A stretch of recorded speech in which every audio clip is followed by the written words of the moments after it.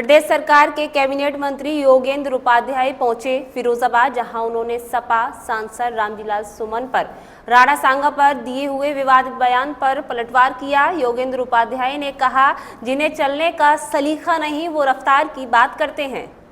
आगरा में रामजीलाल सुमन के आवास पर करणी सेना द्वारा तोड़फोड़ करने के सवाल पर बोले, किसी को भी कानून व्यवस्था हाथ में नहीं लेनी चाहिए, पुलिस उनसे निपटेगी। हमारे आइकॉन आदर्श पर उनको ऐसा नहीं बोलना चाहिए। क्रिया की प्रतिक्रिया है, कुछ वोटों की खातिर तुष्टीकरण की राजनीति नहीं होनी चाहिए। वहीं वक्फ बोर्ड के सवाल पर योगेंद्र उपाध्याय ने कहा, क्या किसी भी मुस्लिम देश में कहीं वक्फ बोर्ड है? क्या ये केवल जमीनों पर कब्जे करने का हथकंडा है? ओबीसी बताएं पहले उन्होंने कितनी जमीनों पर कब्जे किए हैं। वहीं अखिलेश यादव के सरकार के 8 साल बर्बादी के बयान पर कहा, इनकी पार्टी सबसे बड़ी पार्टी हुआ करती थी, आज वो समाप्ति की ओर है और अगले 20 सालों तक ये आने वाले नहीं हैं।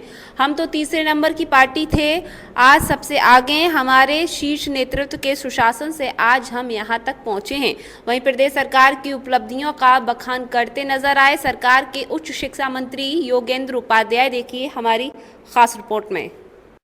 पथराव किया है करणी सेना ने और प्रदेश के मुखिया योगी आदित्यनाथ आज आगरा में मौजूद थे। भारतीय जनता पार्टी सुशासन की बात करती है, क्या कहेंगे? देखिए, अगर आप एक घटना को लेकर पूरे सुशासन पर प्रश्न चिन्ह लगाएंगे तो मैं समझता हूं कि ये बेईमानी होगा, नाइंसाफी होगा। सामने उन्होंने जो कुछ कहा उसका रिएक्शन यदि हुआ है तो रिएक्शन में कानून अपने हाथ में नहीं लेना चाहिए, बात निश्चित है, किसी को भी नहीं लेना चाहिए। और उनको भी देश के राष्ट्रीय पुरुषों पर ऐसे चोट नहीं करनी चाहिए जिससे आम जनमानस की भावनाएं आहत हो। इस देश के जो आइकॉन हैं, इस देश के जो आदर्श हैं, इस देश के जो प्रेरणा पुरुष हैं, सिर्फ चंद वोटों की खातिर जिन्होंने तय की हैं दूरियां, उन्हें नहीं है नाज़े सफ़र, जिन्हें चलने का सलीका नहीं रफ्तार की बातें करते हैं।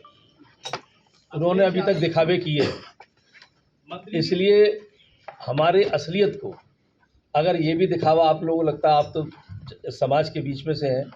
कानून व्यवस्था में पहले क्या था? अपहरण एक उद्योग था। इसी फिरोजाबाद में लोगों की FIR नहीं लिखी जाती थी जब जिलाध्यक्ष सपा नहीं कह देता था सरकार। सर, सांसद असदुद्दीन ओवैसी कहते हैं कि वक्फ बिल को लाके वक्फ की संपत्ति सरकार हड़पना चाहती है। अगर वक्फ के बारे में आपने पढ़ा हो, ये वक्फ कहाँ पर है? क्या मुझे किसी और मुस्लिम कंट्री बता दिए वक्फ है क्या? यहाँ पे ये कौन सा एक बना दिया वक्फ बोर्ड, और घर बैठे वो अगर आपके घर को लिख लेगा अपने उस पे खातों पे, तो वहीं से वक्फ का विवाद शुरू हो जाएगा। यही सब जो उनकी दादागिरी निरंकुशता थी उसको समाप्त करने के लिए वक्फ बोर्ड आ रहा है। वो कितनी वक्फ की संपत्ति पे खुद बैठे हुए हैं ओवैसी साहब, पहले उसका आंकड़ा देते हैं।